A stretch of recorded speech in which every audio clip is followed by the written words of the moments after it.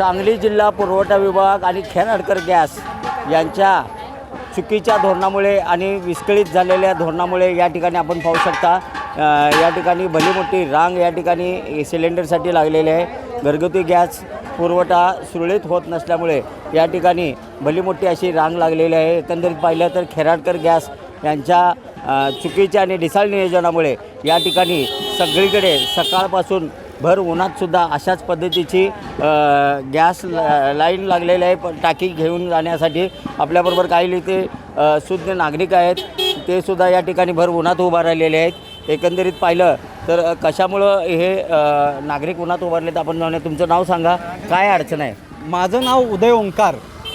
सर्वप्रथम मी TV9चे धन्यवाद मानतो की TV9नं हा विषय गांभीर्याने घेऊन नागरिकांचा प्रश्न सोडवण्यासाठी बाबा हे चांगल्या पद्धतीने प्रशासनापर्यंत पोहोचवण्यासाठी TV9 आज रस्त्यावर आलेला आहे किंवा TV9 नागरिकांना सपोर्ट करत आहे। गेले 15 दिवस झालं नागरिकांनी आम्ही ग्राहकांनी गॅस नोंदवला आहे, पण आम्हाला 15 दिवस झालं गॅसच मिळत नाही आहे। आलं की इथं उडवाउडवीची उत्तरं दिली जात आहेत। या संदर्भात आम्ही पाठपुरावा केला असता असं लक्षात आलं की हिंदुस्तान पेट्रोलियमचे सेल्स एक्झिक्युटिव्ह राणा, खेराडकर एजन्सीचे सुपरवायझर अमित आणि जिल्हा पुरवठा अधिकारी आशिष फुलके हे संगनमतानं ग्राहकांच्या तोंडाला पानं पुसत आहेत। आठवड्यातनं 2 गाड्या पाठवत आहेत 300 लॉटचा, बुकिंग झालं आहे 4-4 हजार। मुद्दा आहे की 4-4 हजार बुकिंग एकदम झालंच कसं? सांगलीतल्या सगळ्या गॅस एजन्सीमध्ये पुरवठा रेग्युलर आहे, मग इथंच एवढा लोड का आला आहे? तर तुटवडा जो आला आहे तो यांच्या गैरकारभारामुळे आला आहे आणि आज नागरिकांचा हाल झालं आहे। शहरातल्या नागरिकांना जर गॅस मिळत नसेल 15 दिवस तर त्या नागरिकांनी काय घरात चुली टाकायच्या का आणि चुलीवर स्वयंपाक करायचा का?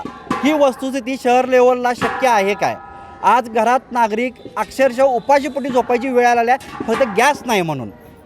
आणि जर प्रशासन, खेराडकर गॅस एजन्सी आणि हिंदुस्तान पेट्रोलियम संगनमतानं जर इथं काय गैरकारभार करत असेल आणि जर हा पुरवठा सुरळीत होत नसेल तर माझी TV9ला पण विनंती आहे की हा सगळा विषय आपण मुख्यमंत्र्यांपर्यंत पोचवावा व सर्व ग्राहकांना न्याय द्यावा व हा पुरवठा सुरळीत करावा। जर हा पुरवठा सुरळीत झाला नाही तर आम्ही सर्व ग्राहक नाईलाज असतो सगळे सिलेंडर घेऊन 2 दिवसामध्ये कलेक्टर ऑफिसच्या बाहेर आम्ही ठिय्या आंदोलन करणार आहे व याची सर्वस्वी जबाबदारी जिल्हा पुरवठा अधिकारी, हिंदुस्तान पेट्रोलियमचे राणा व खेराडकर गॅस एजन्सीचे चालक मालक हे असतील। आपल्याबरोबर काही गृहिणी आहेत, मला सांगा काय अडचणी आहेत? सकाळपासून तुम्ही लाईनीत उभारलात। मी प्रिया संजय जोशी, मी 3 तारखेला गॅस नोंदवला आहे, खरं मला अजूनही मिळालं नाही आहे। महिना झाला बरोबर। 20 तारखेलाही नोंदवला आहे, तोही मिळाला नाही आहे। इथं आले की फक्त म्हणतात बिलं तुमची निघाली आहेत, तुमच्यापर्यंत गॅस मिळेल, तुम्ही इथं येऊ नका, घरपोच दिली जाईल। खरं असं आश्वासनं फक्त देतात, खरं घरपोच काही व्यवस्था होत नाही, फक्त उडवाउडवीची उत्तरं ते देत आहेत। खरं आम्हाला वाटते आमची बिलं निघाली आहेत, खरं आमच्यापर्यंत ते येत नाहीत। मग ह्यांनी परस्पर विकत असतील काय हे आम्हाला सांगता येत नाही। मग हा चौकशीचा भाग आहे, हे TV9नं जरासं हे करावं असं मला वाटतं, उचलून धरावं एवढीच अपेक्षा आहे। काय मागणी काय आहे तुमची? फक्त सगळ्यांकडे आहे गॅस, आता म्हणजे हिंदुस्तान आहे, स्वाती आहे, भारत आहे, सगळ्यांना फक्त खेराडकर गॅसचाच हा प्रॉब्लेम आहे एवढंच फक्त म्हणायचं। सगळीकडे याची चौकशी व्हावी।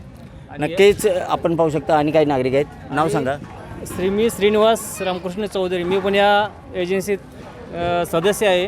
माझेसुद्धा हाल मी या ठिकाणी बघितले। स्वतःची जर परिस्थिती माझी असेल त्या पहिल्या दिवशीपासून आम्ही या सर्व घटनेचा तपशील घेऊन आम्ही पुरवठा अधिकाऱ्यांशी, फुलकेंशी, राणासाहेबांशी व खेराडकरच्या संबंधित अधिकाऱ्यांशी बोलणी केली। त्यानुसार असं लक्षात येते की या ठिकाणी बरीच तफावत आहे। लोकांचे रोजचे रोजंदारीचे प्रश्न सुटत नाहीत, तर त्यांना रस्त्यावर उतरून उन्हातान्हात प्रत्येकाच्या अडचणी वेगवेगळ्या आहेत। कोण आजारी आहे, काय ऑपरेशन झाले आहेत, असे लोक आहेत। तर या सर्वांचे निरसन व्हावे आणि याची सखोल चौकशी व्हावी ही या ठिकाणी विनंती आहे। नक्कीच आपण पाहू शकता इथं संतापलेल्या नागरिकांनी खेराडकर गॅस एजन्सीची चौकशी करावी, त्याचबरोबर जिल्हा पुरवठा अधिकारी आणि जे सेल्स ऑफिसर राणा आहेत यांचीसुद्धा चौकशीची मागणी या ठिकाणी संतप्त झालेल्या नागरिकांनी केलेली आहे। सांगली शहरासह जिल्ह्यात अनेक ठिकाणी सुरळीत पुरवठा चालू आहे, मात्र खेराडकर गॅस या ठिकाणी त्यांच्या ढिसाळ नियोजनामुळे या ठिकाणी ग्राहकांना उन्हामध्ये नाक त्रास सहन करावा लागत आहे आणि या ठिकाणी गॅसच्या टाक्यासुद्धा यांना वेळेवर मिळत नाही आहेत। कॅमेरामन सुजितसोबत मी शंकर देवकुळे, TV9 मराठी, सांगली.